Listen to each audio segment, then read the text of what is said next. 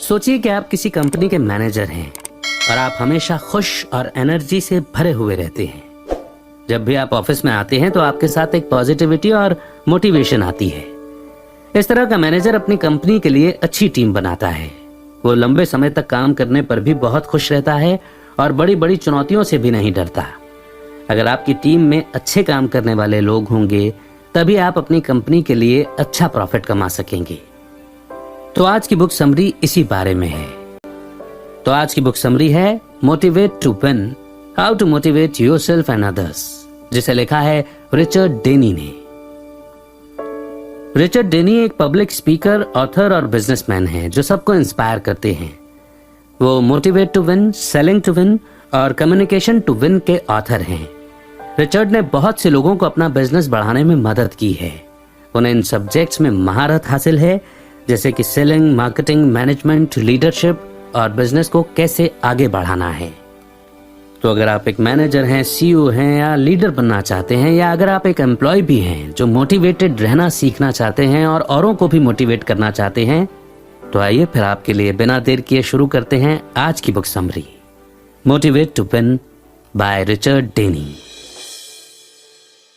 क्या आप किसी ऐसे आदमी को जानते हैं जिसमें बहुत एनर्जी हो और वो आपको इंस्पायर करने वाला हो? इस आदमी के अच्छे गुणों के बारे में सोचिए कि वे कैसे अपने आसपास के लोगों को मोटिवेट करता है। जरा सोचिए एक ऐसे लीडर के लिए काम करना कैसा लगता होगा जिसके पास अच्छे गुण हो और जो कंपनी में खुशी और प्रोडक्टिविटी फैलाता हो। अब अपने आप से सवाल कीजिए कि क्या आप इस तरह के इंसान हैं? अगर आपका जवाब ना है तो ये समरी आपको एक बेहतर इंसान बनने में मदद करेगी। इससे आप मोटिवेशन के रूल्स के बारे में सीखेंगे और साथ ही ये भी कि किन रूल्स से आप खुद को और अपने आसपास के लोगों को मोटिवेट कर सकते हैं। फिर चाहे आप एक एम्प्लॉय, मैनेजर या माता पिता कोई भी हों, आपको ये सीखना होगा कि आप अपने आसपास के लोगों को कैसे मोटिवेट कर सकते हैं जो आपके साथ जुड़े हुए हैं। तो आइए शुरुआत करते हैं इस लर्निंग जर्नी की इस चैप्टर के साथ, the laws of motivation. Motivation के कुछ रूल्स होते हैं। इस चैप्टर में आप ये सीखेंगे कि मोटिवेशन के क्या रूल्स होते हैं और आप अपने फायदे के लिए उसका इस्तेमाल कैसे कर सकते हैं। किसी और को मोटिवेट करने से पहले खुद को मोटिवेट करना जरूरी है। अगर कोई लीडर आलसी है और अपना काम समय पर नहीं करता तो वो अपनी टीम को भी कभी मोटिवेट नहीं कर सकता। दूसरा रूल है कि आपको अपने गोल्स अच्छे से मालूम होने चाहिए। जरा सोचिए, अगर एक टीम बिना किसी कंपटीशन के खेल रही है तो क्या उस टीम के प्लेयर्स जीतने के लिए मोटिवेट हो पाएंगे? तीसरा, मोटिवेशन को हमेशा अपने अंदर जिंदा रखना चाहिए। कुछ कंपनियां या ऑफिस ऐसे हैं जो साल में एक बार ऐसी मीटिंग करते हैं जहां वो अपने सबसे अच्छे एम्प्लॉय की सबके सामने तारीफ करते हैं। ये सही नहीं है।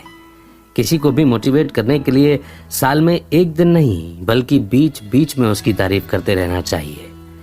इससे वो अपना काम बहुत ईमानदारी और लगन से करेगा। लेकिन अगर आप साल में एक ही बार उसके काम की तारीफ करेंगे तो वो सिर्फ उसी समय के दौरान प्रोडक्टिव रहेगा। चौथा, किसी को रिकॉग्निशन यानी पहचान देना मोटिवेशन का एक अहम रूल है। किसी एम्प्लॉय की अच्छी परफॉर्मेंस के बदले आप उसे थैंक यू लेटर दे सकते हैं, उसकी सैलरी बढ़ा सकते हैं या उसे प्रमोशन दे सकते हैं या कभी कभी उसे खाने के लिए इनवाइट भी कर सकते हैं। जब हम किसी एक एम्प्लॉय के अच्छे काम की तारीफ करते हैं तब हमें दूसरे एम्प्लॉयज को नहीं भूलना चाहिए। एक बार एक कंपनी के चेयरमैन ने कॉन्फ्रेंस में अपनी कंपनी के अच्छे अच्छे एम्प्लॉयज को शैंपेन की बोतल देते हुए उनकी तारीफ की।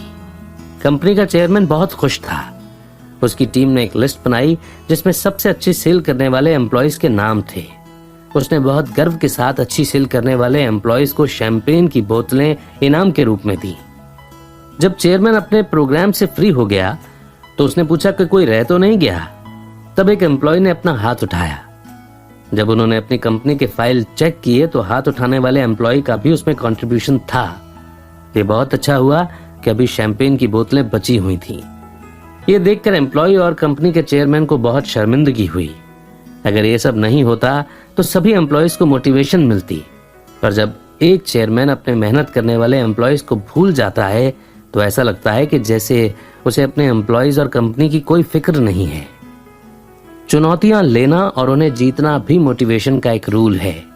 जब आप अपने आप को आगे बढ़ते हुए देखते हैं, आप अपने आप को मोटिवेटेड महसूस करते हैं।